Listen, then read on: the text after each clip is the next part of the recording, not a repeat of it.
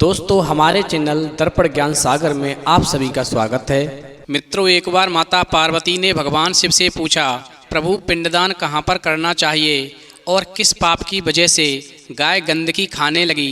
केतकी के फूल पूजा में नहीं चढ़ते, फाल्गु नदी सूखी रहती है।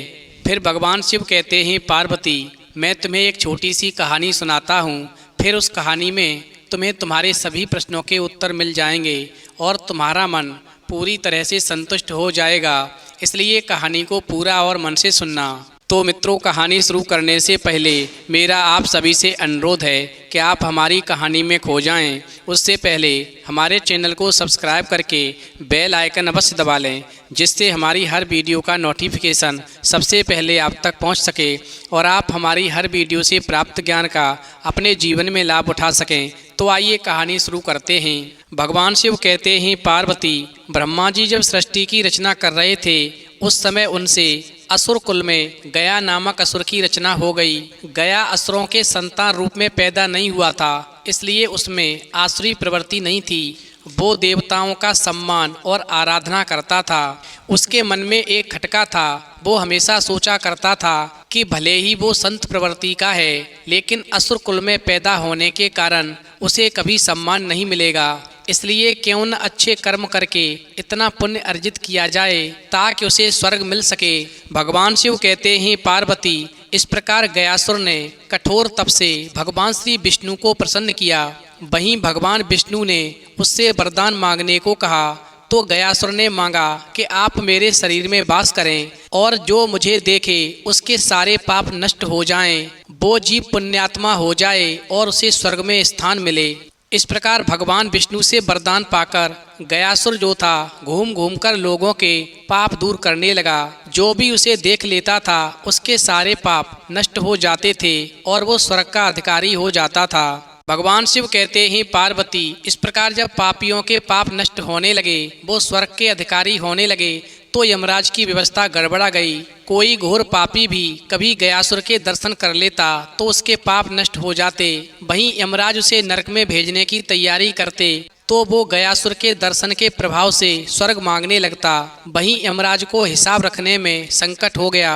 इस प्रकार यमराज ने ब्रह्मा जी से कहा, प्रभु यदि गयासुर को रोका नहीं गया तो आपका वो विधान समाप्त हो जाएगा जिसमें आपने सभी को उसके कर्म के अनुसार फल भोगने की व्यवस्था दी है। और यदि ऐसा ही होता रहा तो पापी से पापी मनुष्य भी गयासुर के प्रभाव से स्वर्ग भोगेगा। भगवान शिव कहते हैं, पार्वती इस प्रकार गयासुर की बात को सुनकर के ब्रह्मा जी ने उपाय निकाला और उन्होंने गयासुर से कहा, पुत्र तुम्हारा शरीर सबसे ज्यादा पवित्र है, इसलिए तुम्हारी पीठ पर बैठकर मैं सभी देवताओं के साथ में यज्ञ करूंगा। वहीं गयासुर की पीठ पर यज्ञ होगा। ऐसा सुनकर के वो सहर्षि तैयार हो गया। इस प्रकार ब्रह्मा जी जो थे सभी देवताओं के साथ में पत्थर से गया को दबाकर बैठ गए। इतने भार के बावजूद भी वो अचल नहीं हुआ और वो घूमने फिरने में फिर भी समर्थ था। वहीं देवताओं को चिंता हुई और उन्होंने आपस में सलाह की कि इसे श्री विष्णु भगवान ने वरदान दिया है, इसलिए वो स्वयं आकर के यदि देवताओं के साथ बैठ जाएं तो गयासुर अचल हो जाएगा। फिर तो सभी देवताओं ने भगवान विष्णु से प्रार्थना की। फिर तो श्री हरि भी उसके शरीर पर आकर बैठ गए।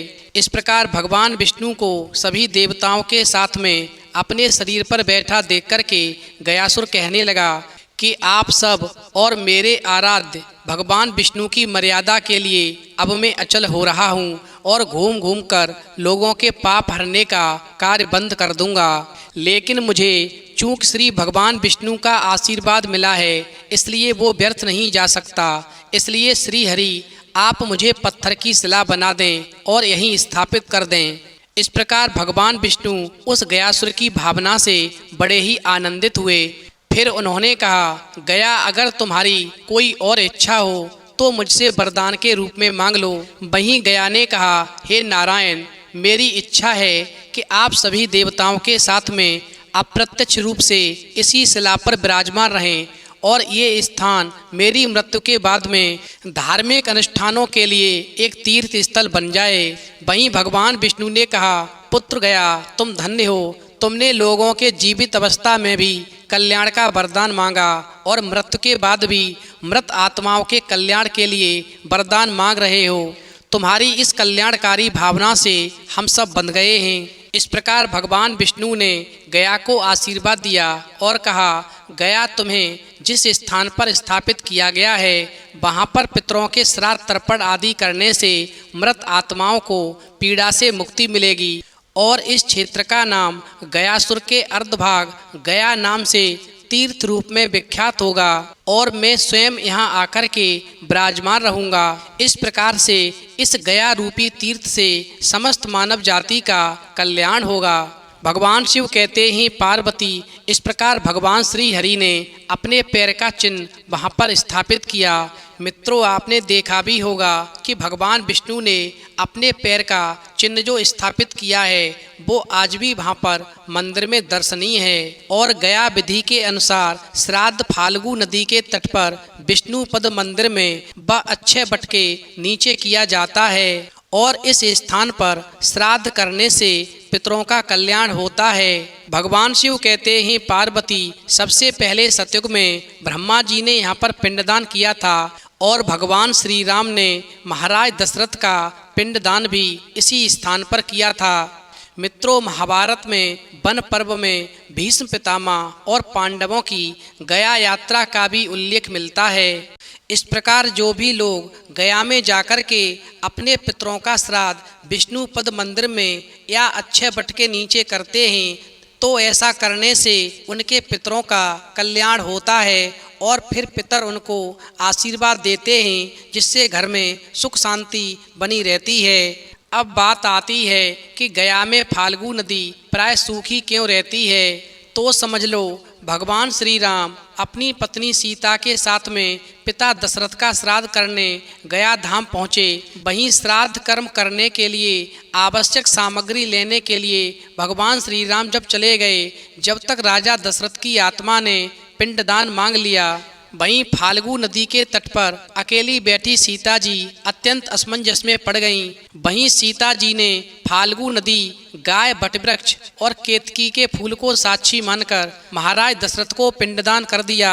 उधर जब भगवान श्री राम आए तो उन्हें पूरी कहानी सुना दी, परंतु भगवान को विश्वास नहीं हुआ कि सीता जी ने महाराज दशरथ को पिंडदान कर दिया है। इस प्रकार सीता ने जिन्हें साक्षी मान करके पिंडदान किया था उन सबको सामने लाया गया।